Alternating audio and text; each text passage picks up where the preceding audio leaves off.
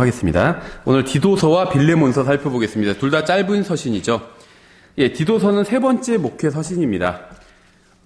디도서는 45절과 921개의 단어로 이루어져 있습니다. 물론 이제 영어 킹제임스 성경 경우겠죠. 이 디도서의 주제는 구원하는 은혜는 선한 행위를 생산해낸다는 것이 바로 이 책의 주제입니다.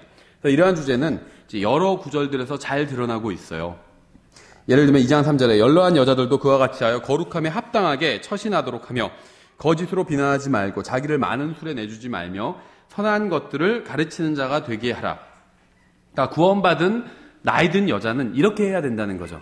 2장 7절 젊은 남자들도 이와 같이 권면하여 맑은 정신으로 생각하게 하되 구원받은 젊은 남자는 이렇게 하라는 거죠.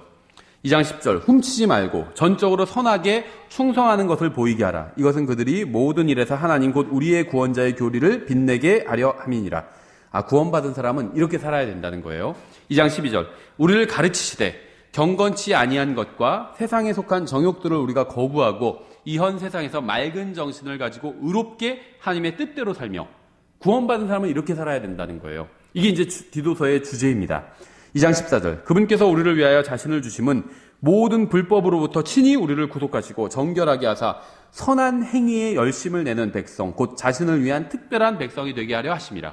구원과 구원 이후의 삶이 다 나와 있죠. 이 한 구절에 2장 14절 한 구절에 구원하신 이유는 우리가 선한 행위에 열심을 내는 사람이 되게 하기 위해서 구원하셨다는 겁니다. 3장 1절 그들이 명심하여 정사들과 권능들에게 복종하며 행정관들에게 순종하며 모든 선한 일을 하도록 준비하게 하며 그러니까 구원받은 사람은 선한 일을 해야 된다. 하나님 앞에서 그뿐만 아니라 세상에서도 선하게 살아야 된다는 겁니다. 권력에 막 투쟁하고 싸우고 그러지 말라는 거예요. 그냥 복종하라는 겁니다. 왜냐하면요 그건 우리의 관심사가 아니기 때문이에요. 지금 이쪽 그 킹제임스 성경 진영도요 이 정치적인 문제로 막 양분돼 있어요. 한쪽은 소위 말하는 보수, 한쪽은 진보. 근데 저는 어떤 쪽에 투표를 하든 그것은 자유라고 생각합니다. 보수 쪽에 투표할 수도 있고 진보 쪽에 할 수도 있어요. 근데 성경은요, 그리스도인들은 사실은 그것과는 크게 관련이 없다고 말씀하고, 이 세상은요, 보수가 집권하건 진보가 집권하건 결코 좋아지지 않을 겁니다. 하나님 앞에서. 그래서 하나님께서는 이 세상을 불로 다 살라버리실 거예요. 보수가 집권하건 진보가 집권하건 멸망할 거예요. 다 심판받을 겁니다. 진정으로 이 세상에서 제대로 통치할 수 있는 분은 보수주의자도 아니고 진보주의자도 아닌 예수 그리스도예요. 그렇죠. 보수가 성경적인 것이고 진보가 성경적이고 둘 다 성경과 관련이 없어요. 그러니까 각자 자기의 양심에 맞는 대로 자기가 좋아하는 사람, 좋아하는 정당 지지하고 투표하면 됩니다. 근데 마치 반대쪽에 있는 사람은 무슨 마귀를 따르는 것처럼 그렇게 할 필요는 없다는 거예요. 성경에 그런 게 어디 있어요. 왜냐면요, 우리는 하늘나라에 속한 사람들이고 예수 그리스도의 대사예요. 그래서 이 세상의 일에 우리가 막 관여하는 것은 내정 간섭이에요. 우린 대한민국 국민이긴 하지만 사실은 하늘나라의 국민이에요. 그렇죠. 예수 그리스도의 대사예요. 우리는 우리의 일을 해야 됩니다. 남의 나라 일에 너무 간섭하지 말고. 그냥 이 세상은요, 우리가 나그네로서 왔다 가는 곳일 뿐이에요. 우리의 본국이 아니에요. 본국도 아닌데 왜 거기에 목숨 걸고 막 그런 줄 모르겠어요. 우리의 본국은 하늘나라예요. 우린 거기에, 게다가 우리는 하늘나라의 그냥 시민도 아니고 대사예요, 대사. 그럼 거기 하늘나라의 일에 집중해야죠. 하나님의 말씀을 읽고, 말씀대로 살고, 말씀을 전파하고, 이게 하늘나라의 대사로서 일에 집중하는 거거든요. 나와 정치적인 성향이 다른 사람 막 욕하고 공격하고, 그건 우리의 일이 아니라는 거죠. 그렇죠? 그래서 성경에서 뭐라고 하냐면 정사들과 권능들에게 복종하래요. 이 세상의 정사들, 대통령 복종하래요. 시장 복종하래요. 경찰관들에게 복종하래요. 진보든 보수든 상관없이 복종하래요. 나와 정치적인 성향이 달라도 복종하는 겁니다. 그렇죠? 3장 8절 이것은 신실한 말이로다. 너는 원하건대 너는 확고하게 이것들을 단언하라. 그 목적은 하나님을 믿는 자들이 조심하여 선한 행위들을 지속하게 하려 함이니 이것들은 선하며 사람들에게 유익하니라. 그러니까 구원받은 사람은 조심히 하면서 선한 행위를 지속해야 된대요. 이게 디도서의 주제예요. 구원받은 사람 구원으로 끝이 아니라 구원하신 목적은 선한 일을 계속하게 하기 위해서 구원하신 거다. 이 얘기를 하고 있죠. 3장 14절 또 우리에게 속한 사람들도 필요한 용도를 채워주기 위해 선한 행위를 지속하는 것을 배워 열매 없는 자가 되지 않게 하라. 구원받았으면 선한 행위를 지속하는 법을 배워야 된대요. 그래서 열매 없는 자가 되지 말라는 거죠. 여기서 말하는 열매는 정치적인 열매가 아니에요. 하나님 앞에서 맺는 열매를 말하는 거죠. 예, 그래서 이외에도 디도서에는 선한 행위의 본질이 무엇인지 보여주는 구절들이 많이 나오죠. 예, 디도는 다루기 어려운 사람들이 있는 크레테에 남겨진 목회자 디도에게 보내는 사도 바울의 서신입니다. 이 디도서는. 그러니까는 이 디모데 전후서는 에베소 교회의 목사였던 디모데에게 보내는 사도 바울의 서신이었죠. 목회를 이렇게 해라라는 걸 알려주는 서신이었는데, 물론 이제 목회 내용만 다루는 것이 아니라 교회 생활에 관한 이야기도 다루고 있어요. 그래서 어떤 사람들은 디모데 전후서 디도서를 목회 서신이 아니라 교회 생활 서신이다 이렇게 얘기하기도 하는데 맞는 말입니다. 교회 생활에 관한 이야기를 다루고 있기 때문에. 근데 디도서도 마찬가지로 크레테라는 섬에 있는 지역교회의 목사인 디도에게 사도 바울이 어떻게 목회를 해야 하는지 알려주는 서신이고, 다른 면으로 본다면 교회 생활에 관한 서신이라고 또 볼 수가 있습니다. 이 디도가 목회를 하던 크레테 교회의 문제가 1장 10절부터 13절에 잘 드러나 있어요.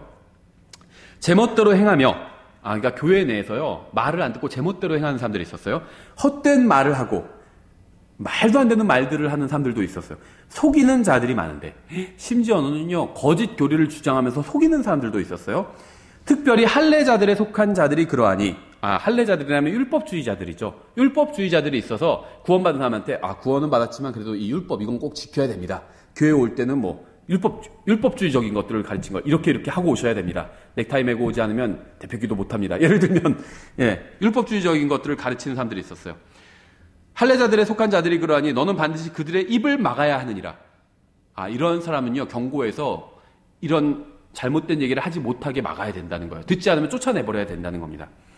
이러한 자들은 더러운 이익을 얻으려고 자기들이 마땅히 가르쳐서는 안 될 것들을 가르쳐 가정들을 온통 뒤엎는도다.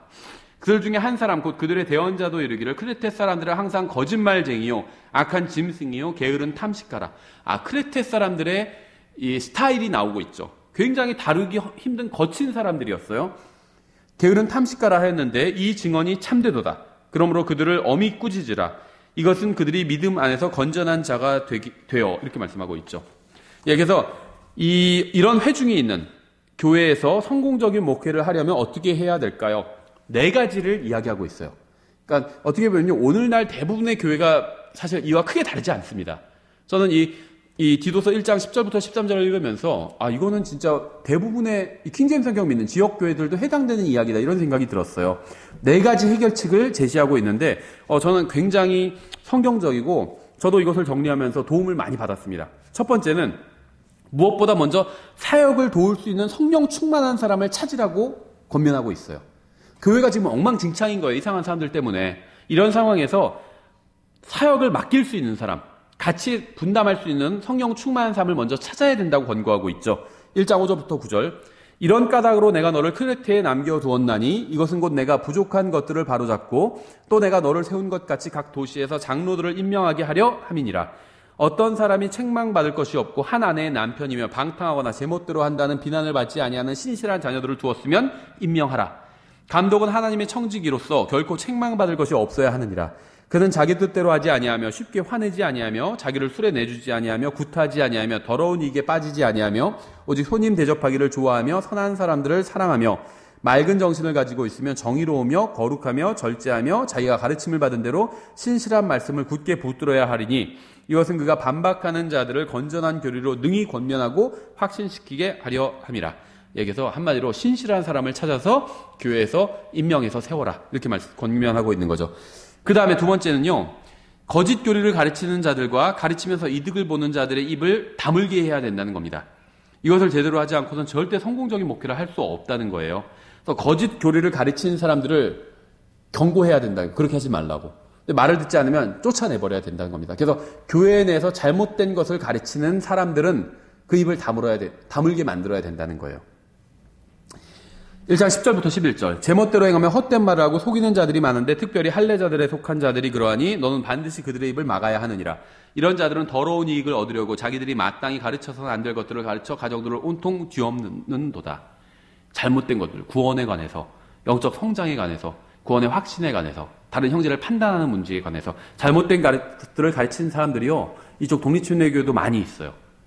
그런 것을 가르치지 못하게 해야 됩니다. 이런 것들은 가르치지 마십시오. 주장하지 마십시오. 경고를 해야 돼요. 그래도 말을 듣지 않으면 개별적으로 불러서 또 경고하고, 안 되면, 그래도 안 들으면 교회에서 쫓아내야 돼요. 세 번째는 믿는다고 고백은 하지만 삶에 전혀 변화가 없는 사람들과 성경보다 인간의 전통을 우선시하는 사람들을 예리하게 책망해야 됩니다. 그러니까 예수님을 믿는다고 다 모였지만 삶엔 전혀 변화가 없어요. 이런 사람은 가만두지 말고 교회에서 끊임없이 책망해야 된다는 거예요. 하나님의 말씀을 가지고. 그래서 영적의 분위기를 이것이 망치기 때문이에요. 1장 12절부터 16절. 그들 중에 한 사람 곧 그들의 대언자도 이르기를 크레테 사람들은 항상 거짓말쟁이요 악한 짐승이요 게으른 탐식가라 하였는데 이 증언이 참되도다. 그러므로 그들을 엄히 꾸짖으라. 이것은 그들이 믿음 안에서 건전한 자가 되어 유대인들의 꾸며낸 이야기야 진리에서 돌아서는 사람들의 명령들의 주의를 기울이지 못하게 하려 함이라. 탈무드 같은 게 대표적으로 유대인들의 꾸며낸 이야기죠. 탈무드는 비성경적인 거예요.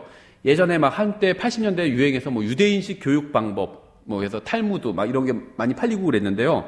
이거는 그리스도인들이 따라야 될 것이 아닙니다. 그리스도인들은 탈무드가 아니라 하나님의 말씀 성경, 신약 성경을 따라야 돼요. 성경을 따라야 됩니다. 성경을 가지고 자녀를 양육해야지 왜 탈무드로 양육해요? 이건 잘못된 겁니다. 유대인들의 꾸며낸 이야기예요.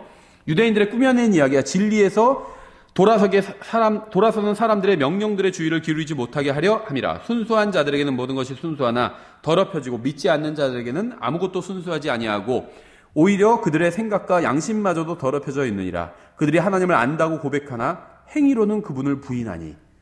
이 말씀에 저는 독립침례교에 있는 많은 사람들이 찔릴 거라고 생각합니다. 하나님을 안다고 그래요. 교리도 안다고 그래요. 근데 행위는 전혀 변한 게 없어요. 세상 사람들과 똑같이 살아요. 행위로는 부인하고 있는 겁니다. 우리도 마찬가지죠. 그들은 가증하고 불순종하는 자들이요 모든 선한 일에 대해 버림받은 자들이라. 이런 사람을 통해서는요 하나님께서 선한 일을 하실 수가 없다는 거예요. 하나님 일을 할 수가 없어요. 말로 믿는다고 하지만 삶은 전혀 내드리지 않아요. 이런 사람을 통해서 하나님께서 무슨 일을 하시겠어요. 그렇죠. 그래서 이것이 교회의 어떤 영적 성장을 막는 겁니다. 그래서 첫 번째는 교회에서 신실한 사람들을 세우고, 두 번째는 잘못된 걸 가르치는 사람들을 다 그런 거 못 가르치게 막아버리고, 세 번째는 삶의 변화가 없는 사람들, 믿는다고 고백은 하지만 변화가 없는 사람들을 하나님의 말씀을 가지고 책망을 해야 되는 겁니다. 다만 이제 주의해야 될 것이, 저는 이게 철칙이라고 생각해요. 목회자는 개인적으로 책망해서는, 가능하면 개인적으로는 책망하지 않는 것이 좋다고 생각합니다. 아주 정말 불가피한 경우, 예를 들면 어떤 사람이 죄를 짓고 있는데 죄가 알려졌어요. 회중 가운데. 그럼 먼저 개인적으로 책망을 해야 되겠죠. 근데 그런 경우가 아니라면 어지간해선 개인적으로 책망하는 게 좋지 않다고 생각해요. 특히 목사보다 나이가 더 많은 사람에 대해서는 개인적으로 책망하는 것이 좋지 않다고 생각합니다. 어떻게 해야 되냐? 강단에서 책망하는 거예요. 하나님의 말씀을 가지고. 어떤 한 사람을 지정해서 표적 설교를 하는 것이 아니라 모든 성도들에 대해서 하나님의 말씀으로 책망하는 겁니다. 그럼 효과가 있어요. 사람들이 강단에서 하는 책망은 기쁨으로 받아들여요. 찔림을 받고. 근데 개인적으로 책망하면요, 사람들이 상처를 받을 수 있다는 거죠. 그래서 이건 굉장히 조심해야 된다고 생각해요. 그래서 개인적으로 해야 될 필요도 있겠지만, 회중을 공개적으로 말씀으로 책망하는 것이고, 개인적으로는 정말 권면을 해야 됩니다. 책망보다는. 물론 책망도 해야 될 때가 있지만. 네 번째는요, 모든 성경 공부와 주일학교에서 그리스도인들의 위치와 책임을 가르쳐야 됩니다. 모든 교회 구성원들에게 그리스도인들이 해야 할 일을 가르쳐야 된다는 거예요. 구원받은 사람은 와서 예배나 드리고 헌금 좀 내고 찬송 좀 부르고 주일에 와서 뭐 좀 하고 그러고 가면 된다고 가르쳐서는 안 된다는 거예요. 그거는요 그냥 일주일에 한번 모여서 그렇게 하는 것뿐이고, 진정한 그리스도인의 삶은 평일에 드러나게 되죠. 평일에 무엇을 해야 되는지를 가르쳐야 되는 거예요. 교회 와서 예배나 드리고 헌금 좀 하고 그러면 그게 그리스도인의 의무를 다하는 게 절대 아니라는 겁니다. 매일 주님과 동행해야 돼요. 매일 하나님의 말씀을 읽고 하나님의 말씀대로 실천을 하고 또 하나님의 말씀을 전해야 돼요. 다른 사람들에게. 내 삶 가운데서 이걸 가르쳐야 되는 거죠. 2장 1절부터 10절에 나와 있죠. 오직 너는 건전한 교리에 합당한 것들을 말하여 연로한 남자들이 맑은 정신을 가지며 신중하고 절제하며 믿음과 사랑과 인내에서 건전하게 하게 하고, 연로한 여자들도 그와 같이 하여 거룩함에 합당하게 처신하도록 하며 거짓으로 비난하지 말고 자기를 많은 술에 내주지 말며 선한 것들을 가르치는 자가 되게 하라. 이것은 그들이 젊은 여자들을 가르쳐서 맑은 정신을 가지며 자기 남편을 사랑하고 자기 자녀들을 사랑하게 하며 신중하며 정숙하고 가정을 보살피며 선하고 자기 남편에게 순종하는 자가 되게 하려 함이니, 그리하여 하나님의 말씀이 모독을 받지 아니하리라. 젊은 남자들도 이와 같이 권면하여 맑은 정신으로 생각하게 하되 모든 일에서 내 자신을 선한 행위의 본으로 보이며 교리에서 부패하지 아니함과 신중함과 성실함을 보이고 비난받을 수 없는 건전한 말을 하라. 이것은 반대편에 속한 자가 너희에 대하여 나쁘게 말할 것이 없으므로 부끄러움을 당하게 하려 함이라. 종들에게 권면하여 자기 주인들에게 순종하게 하며 모든 일에서 그들을 매우 기쁘게 하고 말대꾸하게 하지 말게 하며 훔치지 말고 전적으로 선하게 충성하는 것을 보이게 하라. 이것은 그들이 모든 일에서 하나님 곧 우리의 구원자의 교리를 빛내게 하려 함이니라. 이렇게 말씀하고 있죠. 그래서 어떻게 교회에서 생활을 해야 되는지, 신앙생활 어떻게 해야 되는지에 관한 좋은 지침을 주고 있죠. 예, 크레테인들은 끔찍한 삶을 살았고 교회 내에 있는 사람들도 크게 다르지 않았습니다. 믿음의 고백은 하지만 삶은 전혀 변하지 않은 거죠. 그들은 주님을 안다고 고백하지만 빛 가운데 걷지 않았던 겁니다. 따라서 우리는 우리를 구원하는 동일한 은혜가 하나님처럼 살도록 가르치고 있고 우리의 구원자께서 다시 오셔서 영원한 형벌에서만 우리를 구원하시는 것이 아니라 이 세상에서 우리를 구원하실 것이라는 진리를 배워야만 합니다. 2장 11절부터 14절에 있죠. 구원을 가져다 주시는 하나님의 은혜가 모든 사람에게 나타나 우리를 가르치시되, 구원하는 은혜가 가르쳐준다는 거예요. 경건치 아니한 것과 세상에 속한 정욕들을 우리가 거부하고 이 현 세상에서 맑은 정신을 가지고 의롭게 하나님의 뜻대로 살며 저 복된 소망과 위대하신 하나님 곧 우리의 구원자 예수 그리스도의 영광스러운 나타나심을 기다리게 하셨느니라. 그분께서 우리를 위하여 자신을 주심은 모든 불법으로부터 친히 우리를 구속하시고 정결하게 하사 선한 행위에 열심을 내는 백성 곧 자신을 위한 특별한 백성이 되게 하려 하심이라. 이렇게 말씀하고 있죠. 우리를 구원하신 목적이 무엇인지 말해주고 있죠. 이러한 진리는 구원하는 은혜가 죄에 대한 면허가 아니라 죄로부터 자유롭게 해주는 것임을 분명히 가르쳐줍니다. 옛날에 무슨 영화 제목 살인 면허 이런 것도 있었는데 우리를 구원하셔서 자유롭게 해주셨다는 것이 이제 자유롭게 죄를 지어도 된다는 것이 아니라 죄로부터 자유로워진 거예요. 예전에는요 죄를 지을 수밖에 없었어요. 죄의 사슬이 내 몸을 묶고 있었습니다. 죄를 지을 수밖에 없었는데 이제는 구원받고 나서 죄의 사슬에서부터 풀려났어요. 죄를 지어야만 하는 게 아니라 우리가 구원받고 나서도 죄를 지을 때가 있죠. 근데 죄를 지어야만 하는 게 아니라 죄를 짓지 않을 수도 있게 되었다는 거예요. 이게 죄로부터의 자유거든요. 이걸 착각하면 안 돼요. 구원받아서 이제 죄를 지어도 지옥에 가지 않으니까 마음대로 죄를 지어도 된다. 이게 진리가 너희를 자유롭게 하리라는 말씀의 의미가 절대 아니라는 겁니다. 오히려 반대예요. 우리는 진리를 믿고 구원받았고 진리가 우리 안에 있어요. 하나님의 말씀이 우리 안에 있습니다. 옛날에는요, 그러니까 진리가 너희를 자유롭게 하리라는 말씀의 의미는 뭐냐면 옛날에는 내 안에 진리가 없었어요. 아버지의 말씀은 진리이다 이렇게 말씀하고 있죠. 하나님의 말씀이 진리거든요. 근데 옛날에 구원받기 전에는 내 마음속에 하나님의 말씀이 당연히 없었죠. 난 이 세상 사람이었으니까. 그러니까 죄가 들어오면요, 그냥 죄가 시키는 대로 따라갔습니다. 내 본성이 죄를 따라갔어요. 그렇죠. 마음 가는 대로 내 본성이 죄를 따라갔어요. 하지만 구원받고 나서 하나님의 말씀으로 내가 구원을 받았죠. 하나님의 말씀이 내 안에 들어오게 되었습니다. 그래서 죄를 짓게 될 때 하나님의 말씀이 떠오르게 돼요. 그래서 내가 이제는 죄를 무조건적으로 따라가는 게 아니라 하나님의 말씀을 선택할 수 있게 됐다는 거예요. 죄를 짓지 않을 자유가 나에게 생겼다는 겁니다. 이게 진리가 너희를 자유롭게 하리라는 말씀의 의미예요. 그렇죠? 예, 그래서 이 구원하는 은혜로 인해서 주님께서 다시 오실 때까지 복된 소망을 고대하며 힘써 일할 수 있도록 우리를 이 은혜가 도와주고 있습니다.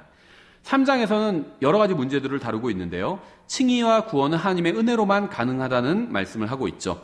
하나님께서 우리를 구원하신 목적은 구원받은 죄인이 죽어서는 하늘의 집에서 영원히 거하고 죽기 전까지는 선한 삶을 살게 하기 위함이었습니다.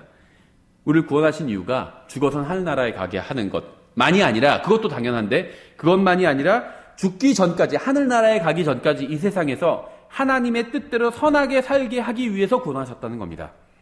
디도서에서 우리는 이러한 선한 행실이 거짓 교사들로 인해서 책망받고 있다는 사실을 배울 수 있습니다. 따라서 이단인 자들은 상대하지 말고 한두 번 책망한 후에 거절해야 돼요. 3장 10절이죠. 이단인 자는 한두 번 훈계한 뒤에 거절하라 이렇게 말씀하고 있죠.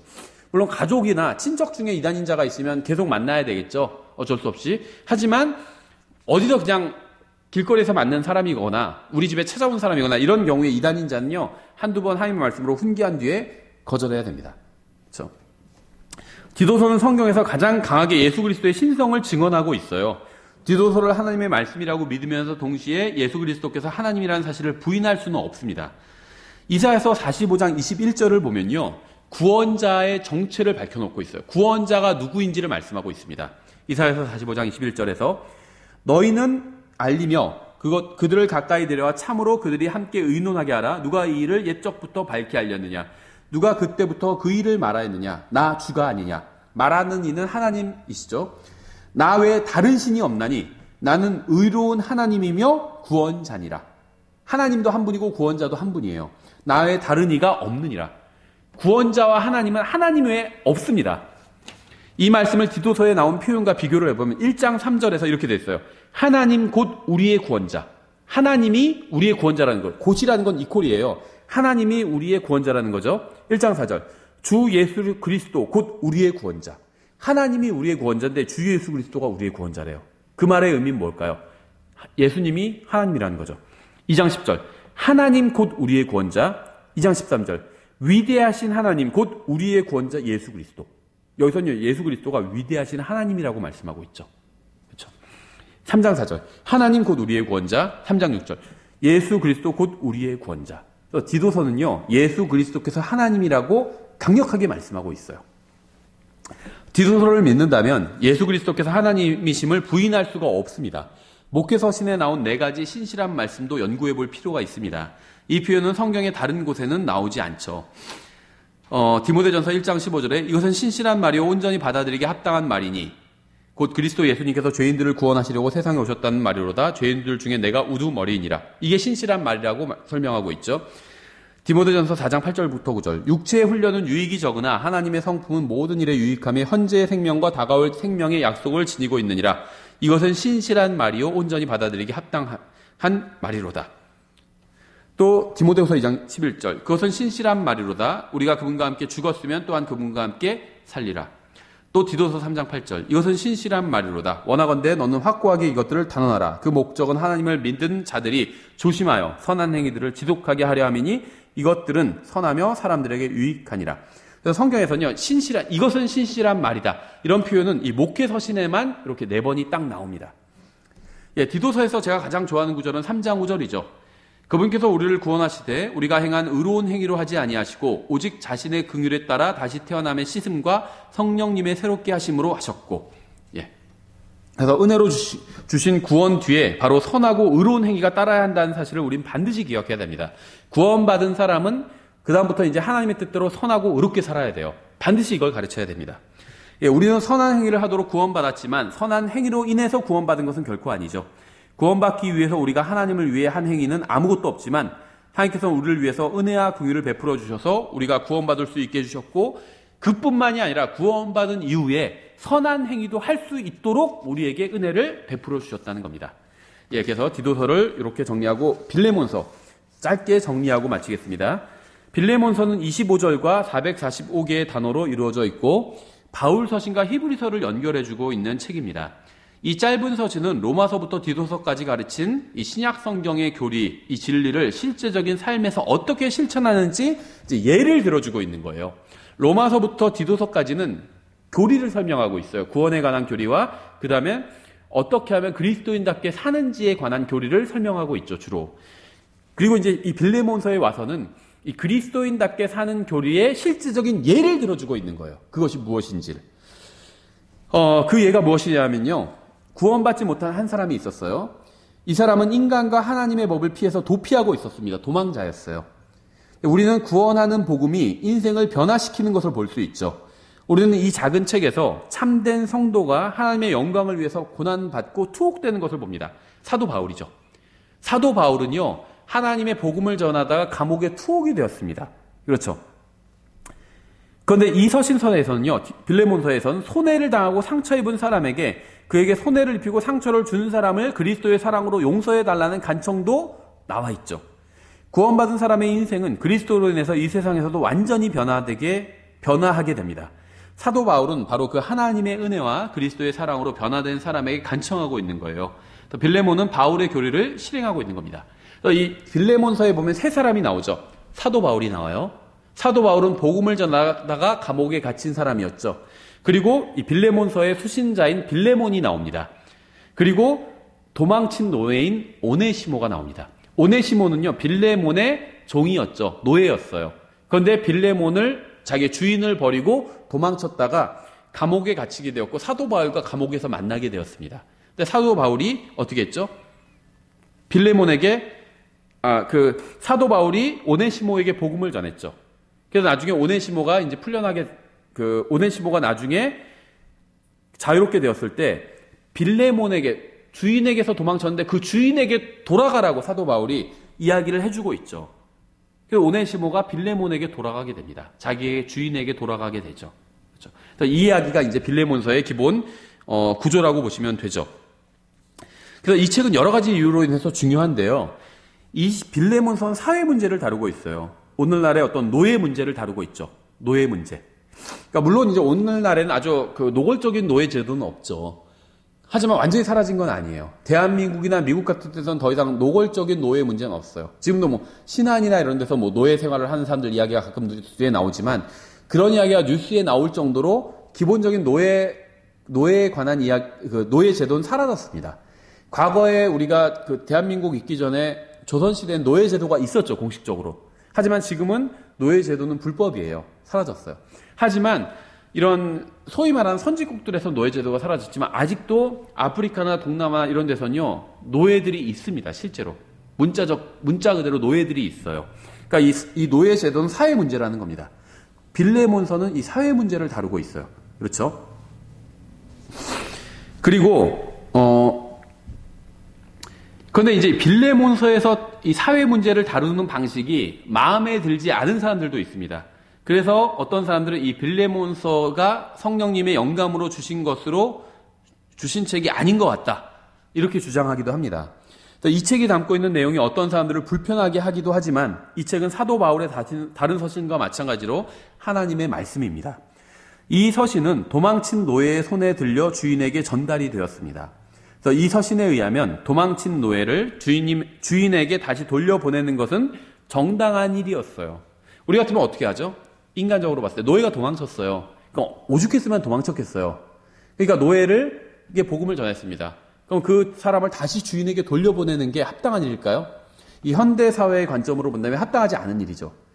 주인에게 얼마나 억압됐으면 도망쳤겠냐. 그래서 주인과 격리시켜야 된다. 이렇게 생각을 하겠죠. 하지만 사도 바울은 도망친 노예를 다시 주인에게 돌려보냈다는 거예요. 그렇죠. 그래서 노예는 주인에게서 도망치지 말고 예수 그리스도를 위한 간증을 세우기 위해서 다시 주인에게로 돌아가서 신실하게 주인을 섬기며 노예 생활을 해야 한다는 것이 바로 이 책의 가르침이에요. 노예는 도망치지 말고 다시 주인에게로 돌아가라는 것. 이것이 이 책의 가르침이라는 겁니다. 그래야 간증을 세울 수 있기 때문에. 그렇죠. 그래서 이 책은 노예 해방을 가르치고 있지 않습니다. 하나님께서는 빌레몬서를 통해서 만일 어떤 사람이 노예라면 하나님과 인간을 향한 선한 양심을 가지고 노예로서 평생 책임을 다해야 한다고 말씀하고 있어요. 노예들을 해방시키는 것이 하나님의 뜻이 아니라는 거예요. 노예들은 노예 생활을 해야 되는 것이 하나님의 뜻이다. 이렇게 말씀하고 있다. 그러니까 부르심을 받은 그대로 있으라고 말씀하고 있어요. 노예로 부르심을 받았다면 노예로 있으라는 겁니다. 자유로운 사람이면 굳이 노예가 될 필요는 없어요. 그럼 자유로운 그대로 있으라는 거예요. 그게 하나님의 뜻이라는 겁니다. 왜 그럴까요? 왜냐하면요, 이 현 세상이 다가 아니기 때문이에요. 노예로 생활하는 거 어려운 일이죠. 하지만 예수님을 믿는 노예는 그것으로 그 사람의 모든 인생이 끝나는 게 아니에요. 주님께서 재림하시면 그 사람은 왕의 자녀로서 이 세상을 통치하게 될 겁니다. 이 세상에선 노예였지만 주님께서 재림하시면 신실하게 노예 생활을 했던 사람들은 이 세상을 통치하게 될 거예요. 예수 그리스도와 함께. 그러니까 우리가 노예로서의 고난을 참을 수 있는 거죠. 그렇죠. 노예라는 자신의 위치에서 그리스도인의 간증을 지킨다면 하나님께서는 영광을 받으실 것이고 다음 세상에서 보상을 해 주실 것입니다. 따라서 노예는 하나님을 섬기듯 최선을 다해서 인간 주인을 섬겨야 된다는 것이 하나님의 뜻이라는 거예요. 그러니까 오늘날 현대사회, 특히 인권단체에서 가르치는 것과 굉장히 다르죠. 이 성경은요, 보수단체에서 주장하는 것, 단체에서 주장하는 것과 굉장히 다른 말씀을 많이 하고 있어요. 그러니까 어떤 정치적인 색안경을 끼고 성경을 바라보면요, 성경을 제대로 이해할 수가 없습니다. 그러니까 인간의 어떤 진보냐 보수냐 이런 이념은요, 진리가 아니에요. 어느 것도 옳지 않습니다. 진보, 보수 둘 다 잘못됐어요. 하나님 말씀은 둘 다 잘못됐다고 말씀하고 있고 둘 다 무너질 겁니다. 예수 그리스도께서 오셔서 이 성경에 기록된 진리를 세우실 거예요. 그렇죠. 그러니까 자기가 양심에 따라서 투표하면 되는 거지 어떤 특정한 정치색만이 마치 성경의 진리인 것처럼 가르칠 필요는 없다는 겁니다. 그렇죠. 예, 사도 바울은 로마 제국으로부터 민족이 해방되어야 한다거나 억압받는 노예를 해방해야 한다는 주장을 한 적이 한 번도 없습니다. 사도 바울은 성평등, 노예 해방, 인권을 위한 글을 쓰거나 뭐 그런 걸 연설을 한 적도 없어요. 성평등을 주장한 적 없고 노예 해방 주장한 적도 없습니다. 그렇죠. 인권을 내세운 적도 없어요. 사도 바울은. 인권을 내세우는 것은 마지막 시대의 배교의 상징이에요. 7교회 중 마지막 7번째 교회는 라오디게아 교회죠. 근데 이 라오디게아라는 말은 라오스라는 말과 디케라는 말의 합성어예요. 라오스는 사람을 의미하고 디케는 권리를 의미합니다. 합하면 뭐랄까요? 인간의 권리예요. 라오디게아는. 그러니까 마지막 시대인 라오디게아 교회 시대는 인간의 권리를 하나님의 권리보다 더 강조하고 내세우는 시대임을 알 수 있습니다.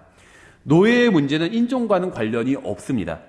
역사를 돌이켜보면 모든 인종은 노예를 부렸고 노예가 되었던 적이 있어요. 백인이 백인을 노예로 부렸어요. 유럽에서는 과거에. 흑인을 노예로 부리기 전에 백인이 백인을 노예로 부렸어요. 아시아에는 어떻게 했을까요? 한국 사람이 한국 사람을 노예로 부렸어요. 그렇죠. 양반이 종을 노예로 부렸잖아요. 노비를. 아프리카에서는요, 흑인이 흑인을 노예로 부렸어요. 이 노예 문제는요, 인종 문제보다 훨씬 더 깊은 문제예요. 인종 문제는 굉장히 가시적인 문제일 뿐이에요. 그러니까 노예 문제는 깊이 들어가 보면 인종과는 사실은 관련이 없는 문제예요. 모든 민족이 다 노예를 부렸어요. 그러니까 모든 민족이 다 노예를 부렸고 다 노예가 됐던 적이 있었습니다. 이스라엘 백성도 노예를 부렸던 적이 있죠. 가나안 민족을 노예를 부렸죠. 근데 나중에는 자기들이 바벨론으로 노예로 끌려갔잖아요. 그렇죠. 모든 민족이 다 그런 경험이 있다는 거예요. 요셉은 이집트에서 노예가 되었을 때 어떻게 했을까요? 탈출했을까요? 탈출하지 않았어요. 노예 해방 투쟁이 아닌 하나님의 뜻에 복종했고 결국 히브리 민족은 그로 인해 보존될 수 있었죠. 노예로서의 삶에 충실했습니다. 그러니까는 총리로 발탁이 됐잖아요. 그렇죠. 느헤미야와 다니엘이 포로로 잡혀왔을 때 어떻게 행동했을까요? 그들은 자신들을 억압하던 민족에게 저항했다면, 느헤미야나 다니엘이 저항했다면 우리는 그들의 이름을 성경에서 볼 수 없었겠죠. 억압받는 민족은 억압하는 민족에게 저항해서가 아니라 하나님의 말씀에 순종할 때 보존될 수 있는 겁니다. 바울도 복음을 전하다가 투옥됐습니다. 하지만 바울은 억울해하지 않았어요. 만일 바울이 투옥되지 않았다면 감옥에서 오네시모에게 복음을 전할 수가 없었겠죠. 존 번연도요, 철로 역정을 감옥에서 기록했어요. 성경 다음으로 많이 팔린 책이 철로 역정이거든요. 근데 그 책을 존 번연이 감옥에서 기록했다는 거예요. 그러니까 감옥에 투옥되지. 근데 존 번연이 왜 감옥에 가는 줄 아세요? 거리에서 하나님의 말씀을 전파하다가 거리에서 설교하다가 투옥됐어요. 영국 정부의 허가 없이 거리에서 설교하면 투옥됐거든요. 그때 당시에는. 그래서 투옥된 거예요. 그러니까 거리에서 설교하다가 투옥되니까 번연이 낙심하지 않았어요. 감옥에서 철로 역정. 그리스도인들의 신앙생활을 도와주는 책이거든요. 굉장히 영적인 유익함이 있는 책이에요. 철로 역정이. 그걸 감옥에서 기록했다는 거예요. 하나님께서 삼손의 힘을 회복시켜 주신 것도 감옥이었죠. 소녀 노예가 나아만을 열심히 섬기지 않았다면 나아만은 하나님도 모르는 나병 환자인 채로 죽었겠죠. 그렇죠. 그러니까 노예라는 게 꼭 나쁜 것만은 아니라는 거예요. 노예로서의 기회를 살려서 하나님의 일을 할 수도 있다는 겁니다. 그렇죠. 그러니까 그렇다고 해서 우리가 자발적으로 노예가 될 필요는 없죠. 자유로운 상태에서 부르심 받은 사람은 자유를 누리면 됩니다. 그 상태에서 하나님의 일을 하면 돼요. 노예로서 부르심 받은 사람, 노예인 상태에서 구원받은 사람은 그 상태에서 또 하나님을 섬기면 된다는 거예요. 이 시대 사람들은 하나님의 말씀을 다루는데 조심성이 없습니다. 그 결과 세상의 문명은 완전히 혼란에 빠졌어요. 빌레몬서는 요한복음 3장 16절과 마찬가지로 하나님의 말씀이에요. 빌레몬서에 나온 진리를 부끄러워하거나 변명하라고 할 필요가 없습니다. 이 노예 제도를 인정하고 있는 거예요. 빌레몬서가. 그러니까 사람들이요, 여기서 당황해요. 그래서 노예 제도는 잘못된 건데. 그러니까 빌레몬서를 막 과장하려고 해요. 여기선 이렇게 말하지만 사실은 노예 제도가 잘못된 거고 우리는 뭐 노예들을 도와야 되고 이상한 얘기를 한다는 거예요. 성경 빌레몬서 어디에 그런 얘기가 있어요? 도망친 노예에게 오히려 주인에게 돌아가라. 이렇게 얘기하고 있잖아요. 그렇죠. 성경의 교훈은 분명합니다. 노예로 살아도 그리스도 안에서 자유로운 것이 노예가 아니지만 그리스도를 모르는 것보다 훨씬 낫다. 이게 빌레몬서의 교훈이에요. 노예의 문제는 중요하지 않다는 겁니다. 영원한 것이 아니기 때문에. 빌레몬서에 기록된 모든 것은 단순히 사도 바울의 말이 아니라 하나님의 말씀입니다. 빌레몬서가 중요한 또 다른 이유가 있는데요. 이 책은 성경에서 용서에 관해서 진지하게 다루고 있어요. 이 책에서 빌레몬은 이전에 괴로운 일들은 모두 잊어버리고 오네시모가 구원받은 사실을 기뻐하라는 권면을 듣고 있죠. 오네시모가 문제를 일으키고 도망간 거거든요. 그러니까 빌레몬은 오네시모로 인해서 손해가 났고 상처를 입었어요. 근데 그러한 모든 것을 오네시모가 문제를 일으키고 도망간 노예인 오네시모가 구원받았으니까 그러한 것은 모두 잊고 용서해주고 기뻐하라. 이게 사도 바울의 권면이었거든요. 비슷한 예가 있어요. 바울은 구원받기 전에 교회를 박해하는 자였죠. 아나니아에게 예수님께서 바울을 도와주라고 말씀하셨을 때 아나니아가 뭐라고 그랬죠? 그 사람은 교회를 박해하던 사람입니다. 기뻐하지 않았어요. 그렇죠? 바울을 도와주는 것에 있어서. 그런데 주님께서는 그 모든 걸 잊고 바울이 구원받았으니까 기뻐하고 도와줘라. 이렇게 결국 말씀을 하신 거죠. 굉장히 그 비슷한 케이스라고 볼 수가 있어요. 빌레몬서에서 제가 가장 좋아하는 구절은 1장 18절 19절입니다. 만일 그가 내게 잘못을 했거나 조금이라도 빚을 졌거든 그것을 내 회계 장부에 넣어라. 나 바울은 내 손으로 그것을 썼노니 내가 그것을 갚으리라. 그러나 내가 이외에 내 자신마저도 내게 빚지고 있는 것에 대하여는 내가 내게 말하지 아니하노라. 그러니까 우리가 잘은 모르지만요. 아마도 이 오네시모가 이 빌레몬을 섬기는 종이었는데 큰 잘못을 행한 것 같아요. 그러니까 잘못을 하고 일을 저질렀어요. 그러니까 뭐냐면 주인의 재산에 손해가 나게 한 겁니다. 그랬을 때 어떻게 할 수 있죠? 주인에게 고지고대로 말했다가 내가 죽어나갈 것 같아요. 주인이 날 징계할 것 같아요. 그러니까 도망가 버린 거예요. 그러니까 오네시모로 인해서 빌레몬은 손해가 났습니다. 그래서 사도 바울이 만일 그가 내게 잘못을 했거나 조금이라도 빚을 졌거든 오네시모로 인해서 손해가 났거든 그냥 내가 갚겠다. 그 얘기를 하고 있는 거죠. 이게 전가입니다. 일종의. 그래서 바울은 서신을 기록하면서 비꼴 때가 종종 있어요. 지금 이 빌레몬서 1장 18절 19절도 약간 비꼬고 있는 겁니다. 뭐라고 얘기하고 있냐면요. 오네시모로 인해서 손해가 났다면 그것을 내 책임으로 돌리라. 내가 갚아주겠다. 이렇게 얘기하면서 뭐라고 얘기했냐면 나 바울은 내 손으로 그것을 썼노니 내가 그것을 갚으리라. 그러나 내가 이외에도 내 자신마저도 내게 빚지고 있는 것에 대하여는 내가 내게 말하지 아니하라. 무슨 말이냐면 내가 오네시모가 잘못한 게 있으면 내가 대신 갚아줄게. 하지만 빌레몬 너도 나에게 빚진 게 있잖아. 이 얘기를 하고 있는 건데 그럼 빌레몬이 바울에게 무엇을 빚졌을까요? 영원한 생명을 빚졌어요. 빌레몬은 바울이 복음을 전해서 구원받은 사람으로 우리가 생각할 수 있거든요. 그래서 바울이 무슨 말을 하고 있냐면요. 오네시모가 아무리 잘못했다 할지라도 내가 갚아주겠다. 그런데 빌레몬 너도 내가 복음을 전해서 네가 영원한 생명을 받게 되지 않았냐. 그러니까 이것으로 한마디로 퉁치자. 지금 이런 얘기를 하고 있는 거예요. 내가 복음을 전해서 네가 구원받게 됐잖아. 그러니까 빌레몬, 오네시모가 잘못한 것도 그냥 눈 감아주라고. 내가 너에게 복음을 전해서 구원받게 한 것, 그걸 생각해서 용서해 주라고. 지금 이런 식의 이야기를 하고 있는 겁니다. 그렇죠. 그러니까 이게 좀 비꼬는 건데 왜 그러냐면요. 바울은 빌레몬에게 그가 자기에게 빚진 것을 언급하지 않겠다고 말하면서 실은 그가 빚진 것이 있다는 사실을 언급하고 있죠. 네가 나에게 빚진 것이 있는데 내가 그 얘기는 하지 않을게. 얘기하면서 빚진 것이 있다고 얘기를 했잖아요. 그렇죠. 약간 비꼰 겁니다, 이것이. 그러니까 이게 일종의 유머예요, 성경에 나오는. 성경에 보면요, 종종 이런 유머가 나와요. 네가 나에게 빚진 것이 있지만 내가 지금 구차하게 그걸 따지진 않을게. 이 얘기를 하고 있는 거예요. 근데 사실 그걸 따지고 있는 거거든요, 이 얘기 자체가. 그렇죠. 예, 그래서 이 구절은 어떤 사람이 다른 사람의 인도로 그리스도를 만나고 구원을 받게 되면 그는 자신을 인도한 사람에게 생명을 빚졌다는 사실을 가르치고 있는 겁니다. 그러니까 빌레몬은요, 바울에게 생명을 빚졌어요. 바울로 인해서 복음을 듣고 구원을 받았잖아요. 생명을 빚진 겁니다. 그러니까 바울이 네가 나에게 생명을 빚졌으니까 내 부탁 하나만 들어줘라. 오네시모가 잘못한 걸 그냥 용서해줘라. 지금 이 부탁을 하는 것이고 아마도 빌레몬은 바울의 권면에 따랐겠죠. 그래서 신약 성경에 나온 어떤 용서 이런 것들을 지금 아주 실행적으로 잘 보여주고 있는 것이 바로 이 빌레몬서입니다. 예, 여기까지 하고 마치겠습니다. 저희가 시간이 좀 지나서